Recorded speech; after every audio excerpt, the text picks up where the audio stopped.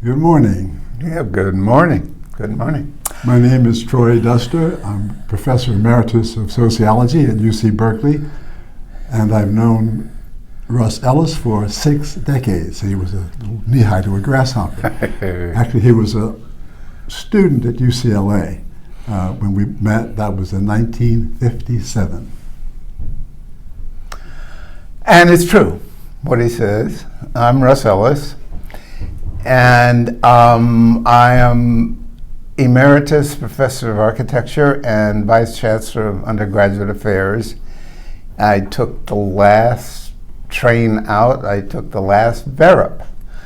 So I retired in 1994. So I've been gone a long time. I've lost much of my memory of what's happened before.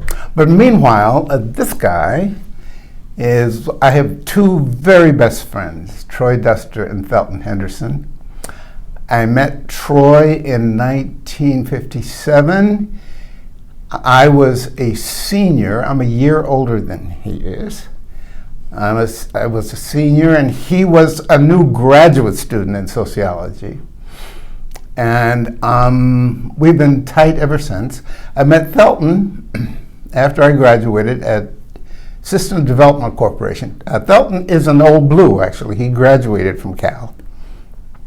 He's from Northwestern, UCLA, so we cover the waterfront. Anyway, so I've chosen him to interview me because he knows me as well as practically anybody. Okay, Russ, you and I go back 6 decades, so I know a lot about the answers you're likely to give. But let's start with the contrasting of our childhood. Because I grew up in an urban environment, often called apartheid, because Chicago, near the South Side, there wasn't a single other person than a black person in my grammar school and in my high school. Now I know that your growing up was quite different, so we should begin there with what was the sharp contrast between my urban background and yours. Oh, gosh. Well, thank you. That's a good way to start. Start from the beginning. Well, one of the first big differences is that Ida B. Wells was not my grandmother. Yeah, that's a significant difference. And so my background was a mess. I'm very impressed with myself that I survived. Here's how I got started. My father, I was born in 1935 at LA County Hospital, and my birth certificate says of my father, his race was Ethio, for Ethiopian, which I thought was interesting. And his employment was odd jobs, various places. My father loved me profoundly, and I'm really grateful for that. But he had saved money. He was from Virginia, came to California in 1922, I think. And then later the Depression hit, and he lost his savings. And he told me stories about what it was like living during the Depression. But during that time, he was married to my mother, Martha Harris. She was also from Virginia, as he was, but they met in California. And her father died in the 1919 flu epidemic. And she later developed pneumonia, and I think she was in the hospital for quite a while. She came out, she was better. And I evidently lived without her from about the age 2.5 to 3.5. And then she got out of the hospital, and then she went into service with a wealthy lady who was traveling. So I was without my mother for another long period of time. When she came back, she and my father, I just barely remember her in my youth. Barely, barely, barely. She made something called cambric tea, I learned, which was condensed milk and sugar and hot water, which I loved. And my father was working in various factories. And then she left. She ran off with a guy to New York. And How old were you? Oh, when she left, I was probably 4.5. And she left me with a prostitute, actually. And my father had difficulty finding me. And it took him a few months to find me. And he did. And then he put me in with a couple that lived close to the place he was renting. He was just renting a room. He was working in the shipyards in San Pedro, California. And I was living with this couple. He came back one day, he took me fishing, and he checked my hair, and they hadn't washed my hair. So, and then he got drafted. And so he decided he didn't want to leave me in Los Angeles while he was away at war. His mother, Cora Hickman, a woman born into slavery, by the way, had moved to California from Cleveland and was living in Paris, California, Perris, near March Air Force Base. And she had a couple of friends in the church there, the Joiners. And so my father would go visit her in Paris, and he met the Joiners. So when he went to the military, he paid the Joiners to take care of me while he was away. And so I moved to Fontana, California, where I lived on then a 20-acre farm. During the war, we raised everything we ate, except salt and pepper. And I lived the farm life with two very religious people who didn't talk a lot. She talked to Jesus all day in the kitchen. And he didn't talk very much. He was I now realize that Eddie Joyner, a black farmer from Louisiana, with the name Joyner, how about that? He would leave me in the car when we would drive into Fontana, downtown, which is Klan territory, as everybody knows. And I realized later in my life that he could pass. He was light-skinned. And he left me in the car because he didn't want them to know. He was in the union. You couldn't be in the union and be black, in the Carpenters Union. He left me in the car because I was discernibly black, and he wasn't. Anyway, he was a great guy. Not a nice guy. There was a country living, a lot of hitting. Because you could always break a rule. I was always later than I should have been, and so forth and so on. But I guess the great thing about my life was I was never hungry, I was never cold. I lived right at the foot of Mount Baldy. I love Mount Baldy. I mean, right at the foot of it. And I had places at the top that belonged to me. And I had a dog who was my very best friend. His name was Rex, but by the time I was through with it, his name was Fetcheltucci. And we were the closest of friends. And then one day, I was sitting in the front of the classroom, I think the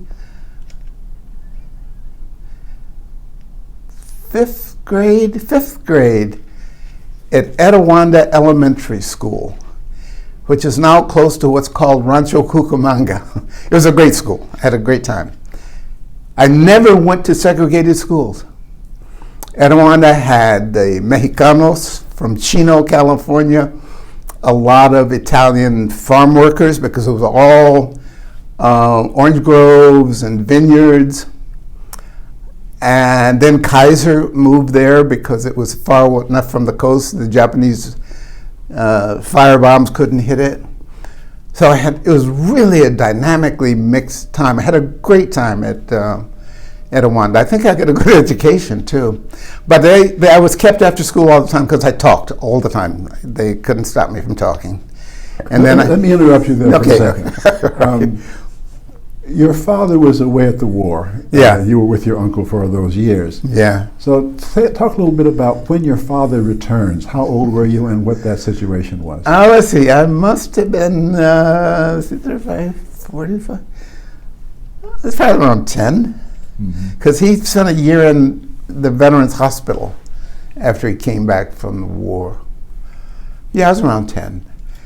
And I'll paint a scene for you because I love the scene. The kids in the classroom said that my feet never touched the ground.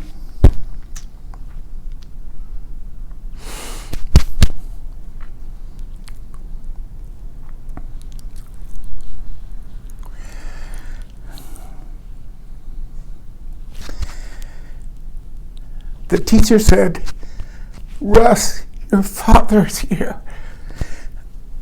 And I turned around, and there he was at the back of the room. He had come to save me. This is magnificent. I'll never forget that.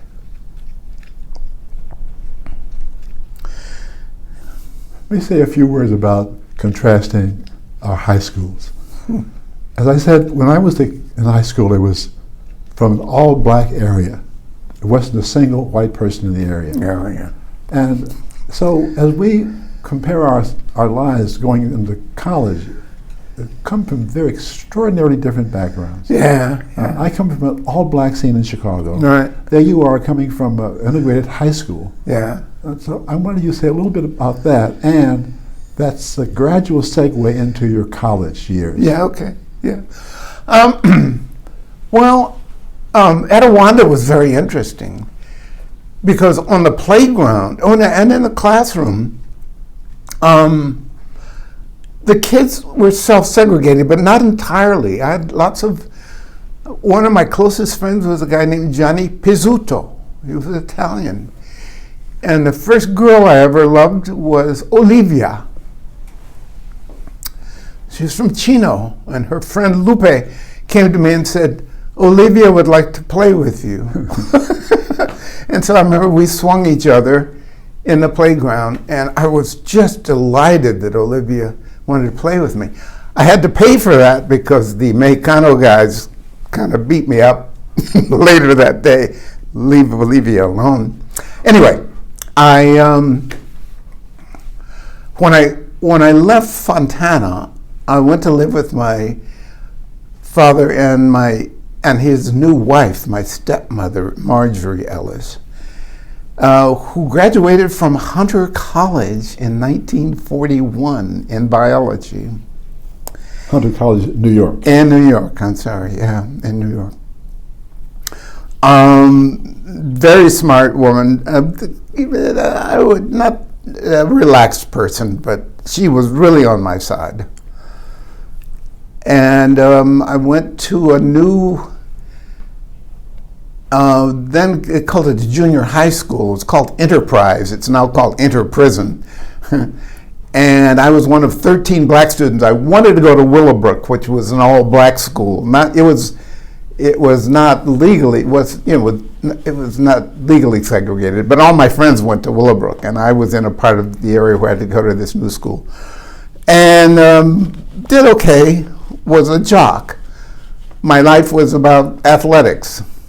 Everybody I knew was into sports one way or another. So that is indeed where I wanted to go, which is how you became an athlete. Right there at Enterprise.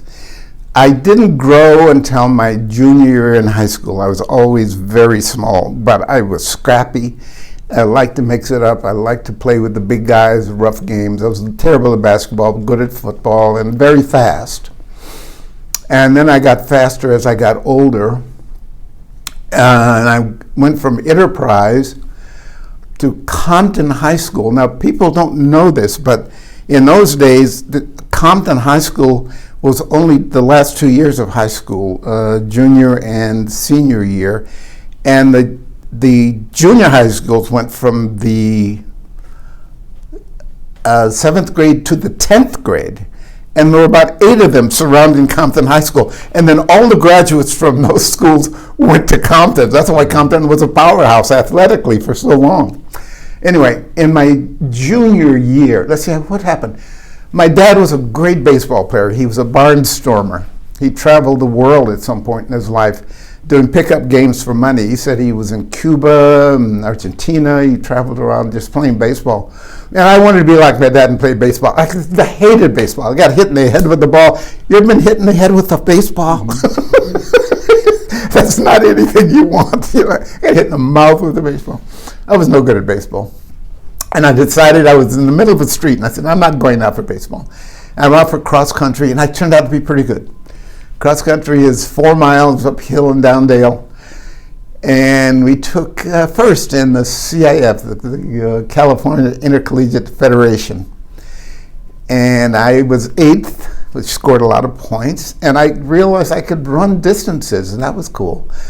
And then that summer, I grew.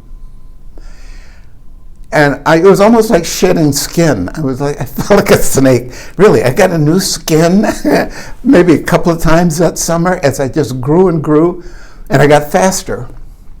And then I had a great coach in high school, better than my college coach, Ernie Hartman. And I took second in the state meet in the 800 meters. And then all the colleges started calling me. And I said, do you want to come be here? And I wanted to come to Cal, and I wrote to the coach, and I never heard from him.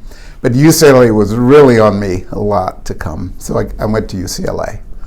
And at UCLA, they talked me into going down to the 400 meters, 440 in those days. And I wound up, we won the first Pacific Coast Championship UCLA ever won. And when I got there, I think UCLA only beaten Manual Arts High School in track and field twice. but I was right there at the beginning of the growth of track and field at UCLA. And I was a member of their first NCAA track and field championship team in 1956. And that's how I got through school. As a subsidized athlete, as one of my professors reminded everybody in the classroom with derision. But UCLA was a very supportive atmosphere. I had a really good time there. Yeah. Once I learned how to be there. My first exam in History 7A, American History at Institutions, I make fun of myself, but it's true, you know. It asked me to say something about the Monroe Doctrine. And I said, is it green? How much does it weigh? You know, and I guess I had read it, but I didn't remember what I'd read. I got a tutor, and the tutor recognized that my problem wasn't just that I wasn't reading well, but I was adjusting to the change from Compton High School to Westwood. Okay, so let me again. Mm-hmm. Okay, so at a certain point, the news media debut the Compton Comet. That was in high school. Olympic class runner in the 440. Yeah. And this is a sensitive topic, I know, but it's worthwhile exploring. You then are a finalist for the Olympics. Yeah. You know, I've just figured that out. I have done there's a whole thing I did for some group in New York that is interviewing people about their lives. They lured me because Robert Reich was interviewed. It's called Wait What? Don't ask me. And I figured I did this thing for them, which I like. I didn't make the Olympics. They take the first 4 for the relay, and I took 5th. And I was better than that, but not that day. But it was a scar. I called a brand in my forehead that only I could see that I'd failed to go there. I think it was a disappointment for my dad. He never said anything. But I think that's what was going on with me. That's why it lasted so long. I think the blessing was that I got sick in my senior year and had to stop running. I think that was a real blessing. I've looked at the lives of guys who kept trying to get to the Olympics after not making it. Oh my God! I'm glad I didn't do that. I had to do something else. Well, there's something else I want to get to, Okay. which is how you get from being an athlete to an academic. And Well, okay. Well, let me tell you first off, being an athlete at UCLA is not good for your mental health. Even back in the 50s, UCLA, Westwood was segregated. I couldn't live off campus in the 50s. I had to go to Compton JC to take chemistry in my the summer before. So I missed the freshman year at UCLA. I went to UCLA in '54, and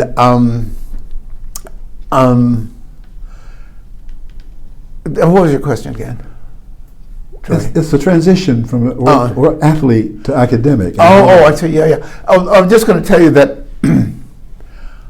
one of the problems of being an athlete at UCLA in those days, I call LA a suburb of Hollywood, is there's just so much showbiz in the air all the time.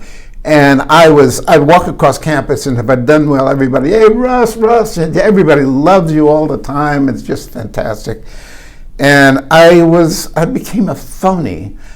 I thought you, Troy, didn't like me so much. I thought you detected my phoniness, and you were pretty severe, actually. I learned that you were depressed because you couldn't find a place to live coming to Westwood. But an area in which Bel Air had a sundown law. I know. It was not a good place for black folks. But I didn't like myself. And I hung out in a largely Jewish crowd. I lived in a Jewish fraternity for a full year because the athletic department had arranged with the Jewish fraternities to each take one athlete. And I was in the Sami house, Sigma Alpha Mu. Ken Thompson was in Zeta Beta Tau, which the Samis called Zillions, Billions, and Trillions, or Zion Bank Trust. And Rayford Johnson was in Pi Lambda Phi. Now, Rayford was a profound Christian, but they pledged him, and they got kicked out of the national body. But Rayford went to the Olympics that I missed and took second in the decathlon, and the national body took them back in. But I think I was behaving a little bit the way Sammy Davis Jr. did. I had lots of Yiddishisms in my language, and also I was a bit of a playboy. Not a bit of a playboy. I was really quite a playboy. Took a lot of therapy to get me back on my feet and on the ground. And knowing you helped. You're a pretty grounded guy. Well, let's shift over now to the academic side. All right. What places you into a PhD program? A woman I met.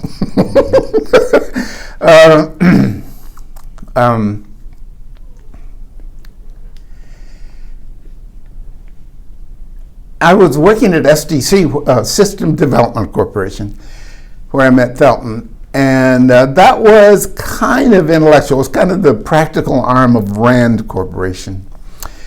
You were working there doing what? Oh, I was working in the Human Factors Laboratory. I have no idea what we did. It was a boondoggle. I still have stuff I got out of the company store. I mean, I still have pencils and erasers. It was a boondoggle. We played cards all the time. I never beat Felton. We played hearts. And I was there for about a year. And then I asked them to fire me because I was going to go back to graduate school, and they agreed to fire me so I could collect unemployment. So you're going back to graduate school because of your... Well, no. Well, I had met here. There was a guy working at SDC. His car broke down. He was way up in management. He looked through the phone book, and he found my name and found that I lived near him and asked for a ride home. I was living on then a kind of bohemian enclave at the top of Beverly Glen Road. It's now very rich, very fancy, but it was kind of artsy when I was living there. And his name was Joel Kibbe. I took him home and became friends with he and his wife. One day he says, "Hey, Russ, A friend of ours who had a graduate of UCLA, a writer named Clancy Siegel, was a friend of his, and he said, Clancy says, this young woman from the London School of Economics is coming to UCLA for a year. She's in Pacific Palisades, and he wants us to pick her up. We can't. Would you pick her up? So at the time, I'm driving an Isetta. We need a photograph of an Isetta for this conversation. So I show up in an Isetta. I was having trouble getting dates in an Isetta. It's a very small automobile. And I go to these people, and they're Anglophiles, so they're loving having Judith First living with them. I've got a natural by then. They're shocked that I come there, but he offers me some brandy, and I meet Judith, and then she never goes back there. We click, pow, and we were together for the next 30 years. She was in sociology, so I decided I would go back and take an extension course, which I did, and I did well, and got admitted to graduate school in sociology, and we finished our PhDs a few years later together and lived together for the next 30 years. You alerted us, I think Aaron Ciccarell by this time, no, Bob Nisbet was chair when I went to Riverside where you were. And then they hired me the first year, and they hired Judith the second year, and we finished our dissertations that time. Then we applied competitively. That was a great time, by the way, except Troy, you abandoned us. Troy had some difficulties with racism in Riverside, California, and broke his contract and came up here to Berkeley. But we lasted there. Then Judith and I applied competitively for a job at a new women's college called Pitzer. And evidently they liked her more, but they thought we'd make a nice package deal. So they hired us both. 3 of the greatest years of my life. I just loved it in Claremont. And we had a great time. Ultimately, though, especially when my son was born, David, I decided I didn't want to raise my children in Claremont. There were no other black people there other than servants. Lovely town. And so I went from, after 3 great years at Pitzer, I took a liking to that small college thing, and that was a thing in those days, a small college with an emphasis on student participation and governance. I really took to that. And then a friend of yours, Peter Orleans, lured me. Judith quit teaching. She was a child of the Blitz in London. And she had to go away and leave her mother. When she went back to London, her mother was dying, and that was a wound of hers. So when David, my son, was born, she quit teaching. She just wanted to be home with her boy. Mm-hmm. And so when we left Pitzer, I took a job in the SUNY system, State University of New York. Rockefeller had decided to duplicate the Cal system in New York. And SUNY Old Westbury was going to be their Santa Cruz. And I liked that idea. It turned out not to be. It was a wild, magnificent year. And I only lasted a year there. I could tell it wasn't going to succeed. You want to name the year, 1971? Oh, no, 69-70. 69-70. Okay. Okay, that takes us to the transition to Berkeley, which is where we want to go. Well, let me just take quick. Because it was there that I learned that I didn't learn it, but I now realize I had a management instinct, because I was only there 1 year, and they gave me responsibility for managing the courses in the social science clot. They didn't want to have major, traditional majors. And then I was also in 1 year a member of the system-wide academic senate. Mm-hmm. And down the road at Woods Hole Laboratory was Watson of Watson and Crick. And he called me and said, "You're going to this? I'm in the academic senate." So I drive to this thing with him. Now, what's going on in 69-70 is, among other things, Nixon bombs Cambodia, and all hell breaks loose all across the country. But we go to this meeting in, there's Sacramento, Albany. And the chair of the trustees is the secretary of Standard Oil. And the room is packed with people. They've said, you must come to this meeting. And this guy tells us, we know that you guys are working with the Soviet Union to disrupt life on the college campuses and to make trouble in the United States. I'm sitting on the floor, it's so crowded, and I take my shoes off to show my disrespect. Watson farts very loudly in the middle of this guy's speech. He was the most outrageous man I've ever met. And but then I'm on the academic senate, and so for 1 year, then you called me. I'd heard from Hampton or Hamilton. There was a new college starting up there. They were interested in my coming there, but I already had agreed to go to Cal. Well, let's stop there for a second. Yeah. It's the decision there to come from Old Westbury to Cal that is going to transform your life and make you a Berkeley professor. Yeah. So let's talk a little bit about that transition. You mean after I get here? How it felt when you got here and what you expected. What was the nature and character of your experience in that first few years? When I got here, the place seemed fatigued. You had just gone through what they called reconstitution.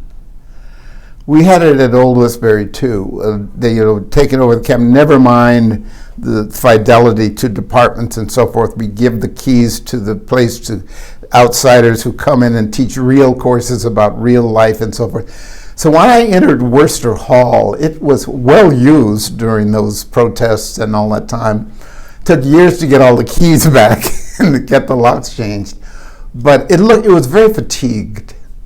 That's the feeling I had when I got here. Because I'd been at Pitzer, then at Old Westbury, and then I come to this big place. And I was expecting the scintillating vibrations and active conversations and so forth and so on. No, it wasn't like that. It was very fatigued, but very welcoming. Okay, so you're a sociologist by training. Yeah. And there you are in the College of Environmental Design. Yeah. What's that like for you? I can tell you very concretely, and I think you knew this. I think that's why you thought it was relevant for me to apply to this job in architecture. At Pitzer, we didn't have majors either. My wife taught a course in demography, which she called Hatched, Matched, and Dispatched. Ellen Ringler taught a course in English on the English novel called Hell, a survey. I taught a course, Sociology of Style, which was a field work thing, looking at different styles of being in the world, which was difficult for the girls because they were shy. They were taught not to look at people, And then I taught another course, which was very popular. It was called Niggers,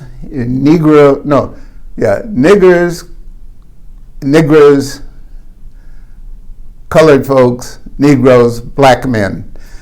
Obviously, showing the transition in labeling and the experience of the black people. That was pretty popular. And I taught another course called The Communal Organization of Space with my neighbor faculty member who was an artist named Carl Hertel. And that was about what it sounded like.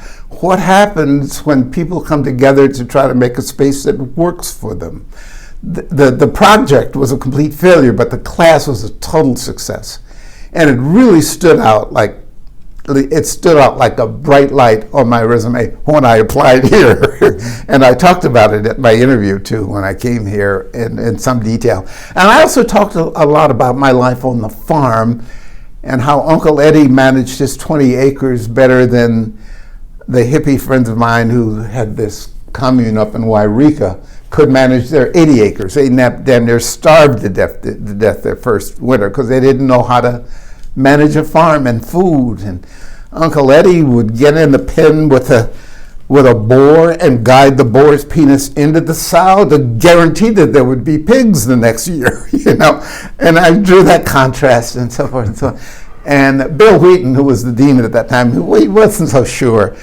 But there was a whole group of they were later, I found out, called the Kosher Nostra. But they were really on my side. And you knew Roz Lindheim, Troy. That was the connection. That was the connection. You knew Roz Lindheim. And that evidently was good enough for her if you knew me. So that made a big difference. Say a little bit more about your time at Berkeley in those first years. First off, I was really welcomed. And the architects, some of them were not buying all of the social stuff, but they weren't punitive. And I had good support. Lars Larup was a Swedish guy who was very supportive. Mark Tribe actually was supportive.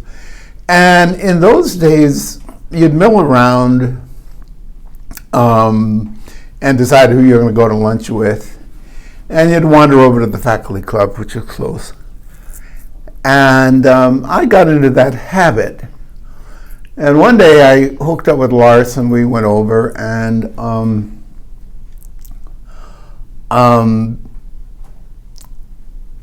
I got my lunch and he got his, and we decided to eat outside on the south side in that open patio. And we found a spot that seemed not to have been taken next to some other guys, and I gesture with my head holding my tray with my food on it and to say, "What is this space taken?" And he misunderstands my gesture and moves his dirty dishes to me to bus. And Lars Larup nearly lost it. He couldn't believe he was watching this.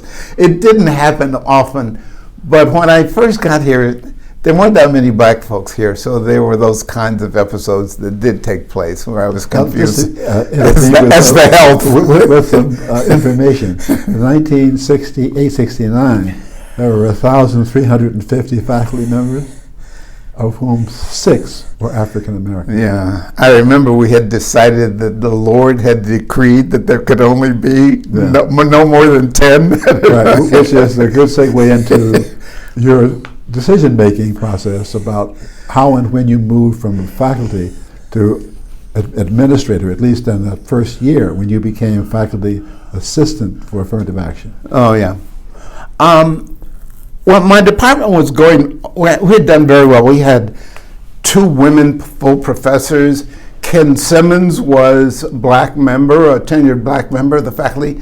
In relation to the rest of the departments, we were doing very well, but we were under a lot of pressure on affirmative action coming from the students and graduate students. And it got very intense, and it got very nasty, and it got really very destructive. And I decided at a certain point that I could do more good on student affirmative action. So I wrote a proposal to Chancellor Heyman, proposing that I come work with him on student affirmative action. He agreed almost immediately.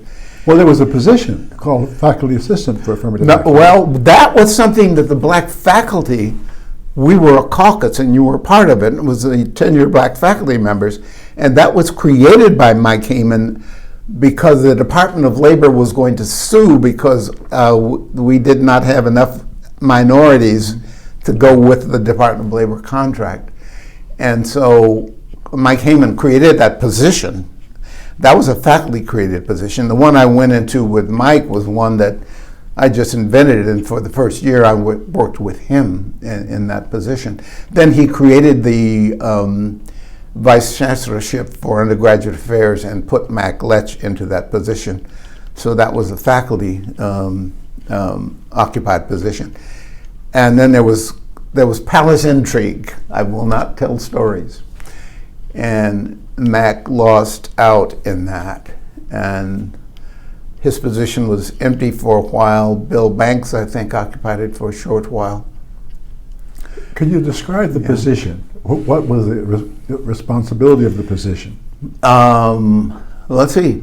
I had admissions. I had student services. I had 400 employees. There's a whole array of student-related work. But now your title is Vice Chancellor for Vice Chancellor for Undergraduate. Well, Rob Park saw me walking across campus with the galleys for a book. And he said, well, he told me later, he's figured, now's a good time to strike. And so he asked me, well, he's got a book coming out, so let's ask him if he will serve as Vice Chancellor. But I think it was my time as faculty assistant that brought me to their attention. So much went on.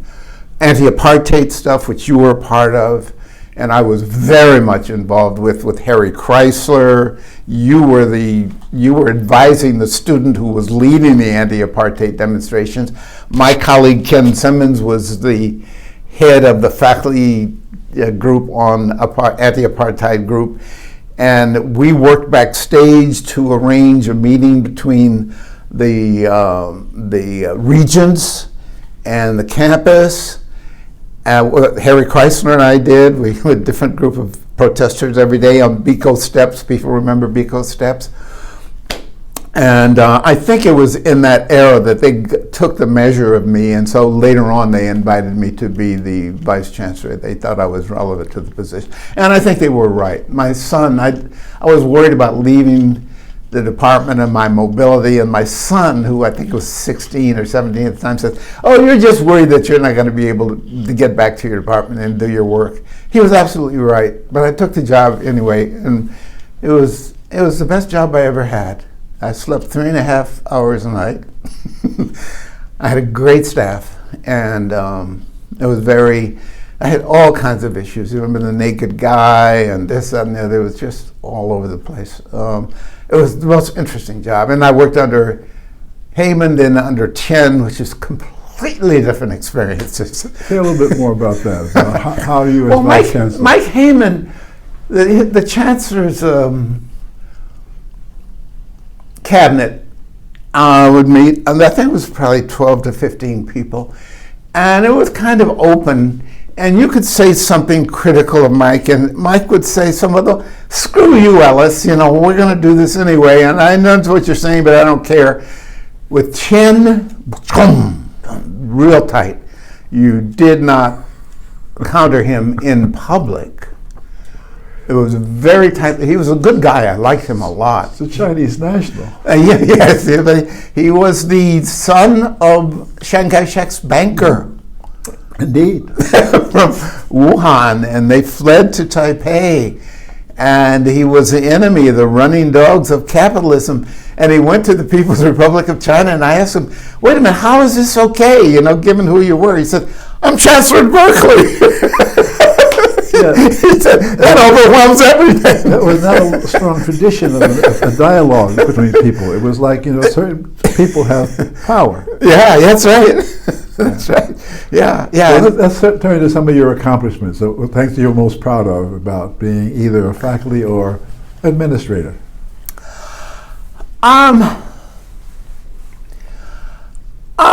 In summary, I'm proud of myself. When you get in a position like that, people hate you for things that you may or may not have done, but you're the hated administration. And I'm very thin-skinned. I'm amazed that I survived. But after a while, my first day in office, I think her name was Sally Main. She was a freshman from Marin, and she was at the ice skating rink, and two guys abducted her, raped her, and killed her, and she was found on the waterfront. And I go to my first big staff meeting, and I burst into tears. I cry readily. I burst into tears. I remember Jane Mormon, the head of my student services, psychological services, came to me later and grabbed my arm and said, "You're going to have to toughen up if you want this job." So I learned to toughen up, but I didn't like it because you become unreal, because you have to deny your feelings. Damn, that hurts. God, I hate that. Oh, I wish this person would leave my office and never come back. You can't act on any of that, because you're representing the institution, you know what I mean? But I learned to do that, and I learned to do it in different ways. Chen sent me to Chinatown, when he couldn't go, and that's a whole different setting than going to the school board in Oakland. But he trusted me. He had a number 1, 2, and 3 son. Heilbron was number 1. I think Bogan was number 2, and I was number 3. And he was very strict about it. I learned how to do it. It was just a magnificent experience. And I took risks. I wasn't afraid to delegate. And you can sometimes make mistakes delegating. And I wasn't afraid to make decisions. You can always screw up making decisions. Then you got to clean it up, but you have to decide. And I didn't sit on things a long time. And I rewarded people. I told people, look, I'm in a position where I know a lot of things, and information comes to me. If you're ambitious, let me know. I'm not trying to get rid of you, but if you're ambitious, let me know. If something comes up, I can help you. I'm very pleased with the way that I occupied the office, and I'm very pleased with the office I wound up with.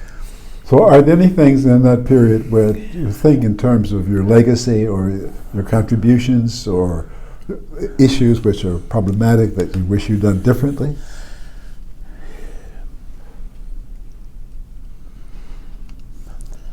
I promoted a lot of women. I'm very pleased with that.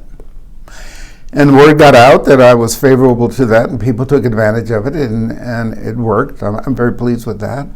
I did start a variety of minority-related programs, and I realized that I was the decision maker, that I could decide, which is not something that people have that often, that affects so many people's lives. I remember one of my staff members, Greer Collins, she was clearly not happy, and she had been kind of chipper. And I asked her what had happened, and she said, well, my father-in-law has come to live with us. She was Catholic, she was from a Catholic household, and her husband was Catholic, and so she had to cook dinner for everybody, and the father-in-law was losing it mentally, and she was under all this pressure. And I realized this must be happening to a lot of my staff members. So I had 2 days where I shut everything down, and I had an event where you could see a therapist, you could have a massage. There were all kinds of goodies you could have. I'm very pleased with that. And I think my staff were pleased with that. Okay, we're moving toward that point where we're talking now about your decision to retire. And you retired relatively early in your career. Can you say a little bit more about your decision making and what retirement has been like? That is embarrassingly simple, people. That is embarrassingly simple. My stepmother became a school teacher, a very important one in Watts, 103rd Street School, where she taught for 35 years. She was away from the family for 1 year with USAID, helping the country of Nepal develop its 3rd grade program. But otherwise, she had, in the black community, a very respectable job as a school teacher. And my dad, who was a very talented guy, but I think he had what we called battle fatigue in those days, PTSD now. He was just a wonderful, interesting guy, but he was drinking by then, and he was working in the post office. But that was also a very respectable job. And what do you do in those jobs?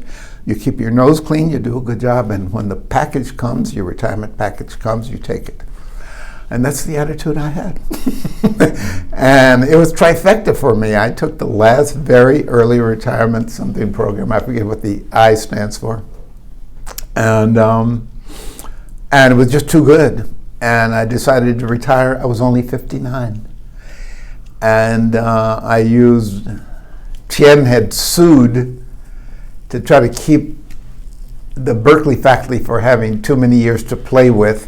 So we only had 7 years, and the rest of the system had 10 years. There was a system-wide urge to reduce workforce. And I used 1 year to get my age to 60, after which they stopped counting. And the other years were years of service, and I could not have done better. And I was very happy. I was so tired. I was so tired after those 5 years. It was the most fatiguing thing I've ever done, and the most interesting thing. And your experience of retirement, you want to report? Well, after I woke up, stopped sleeping, I had been sculpting. I've been in a men's group for practically 60 years. One year we had a woman come from Pratt who knew one of the members of the group, and she brought some alabaster and some tools, and we started stone carving. And I took to it, and I did it for years. Hurt my back on a big piece, but when I retired, I got into modeling clay and doing bronzes, and then had a few shows, and then I got into painting, and got into a painting class with Katie Hawkinson, the wife of one of my colleagues, Joe Slutsky, retired from architecture. And I got into painting. I can't draw, but I really got into abstract painting. I learned what all the fuss was about in art. I had several shows and sold some pieces. And then wound up in a studio over the Peter Voulkos complex over here in Oakland. I still have that studio. I stopped going. My wife developed, my second wife developed dementia in her final years. And it overlapped with COVID, and I stopped going to my studio, and I stopped doing art altogether. But I was active for about 10 years. I really enjoyed that. But during COVID and then overlapping with her dementia, the Muse did come to visit me. And it was a really interesting accident. I'd heard from my colleagues, they'd say things like, yeah, well, the book wrote itself. What? The book wrote itself. That's like writing's like mining coal for me. What are you talking about? Yeah, the book wrote itself. Well, the Muse came and wrote about 10 songs, and they just came. I mean, just like my colleagues say about books. And my kids helped me because they're in music, and my son said, you should do an album. So I did an album. And my daughter was reading the New York Times, and she read an article about a woman who lives in Berkeley who was age 68, who was always terrified of water, but decided at 68 to learn to swim. And it was in a series called It's Never Too Late. And my daughter, who just barely survived school, was reading the New York Times, and she called the New York Times and said, well, my dad just did an album of music at age 85. Does that count? They said, sure. So I got this huge write-up in the New York Times, which really changed my life, which was a lot of fun. It's like making this gigantic phone call to all these people you've forgotten and never knew, and they're calling you back. It was great. A lot of people read the New York Times. A lot of people read, boy, do they read the New York Times. And there was one letter, they had to stop the letters in response, because I guess I know a lot of kids out there who are now in their 70s, but there was one young lady at Pitzer who wrote a note, and I just love it. She'd come to me for advice. Every end of the semester, you'd meet and have advising schedules, all these women and these young girls. And she came and she said, and she reports this in her letter, she came and she was very down, and she said, I don't know what I want to be when I grow up.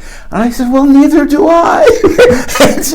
and she realized, oh my God, it's normal. I'm not weird, and change your life. And she wrote that in the letter. I'm really pleased with that. Well, Russ, on behalf of the Retirement Center, I want to thank you for an extraordinarily informative, eclectic hour of reminiscences about your life and your contributions to the Berkeley campus. Wow. Thank you. Thank you, Troy, for agreeing. I'm slightly resentful of the fact that you cut me off when I was headed for some great stories that were just going to blossom and go, get really improved and take people places they'd never been before. But that's why you're my friend. Indeed. All right. Thanks again. You're welcome. And thank you. Thank you, Retirement Center.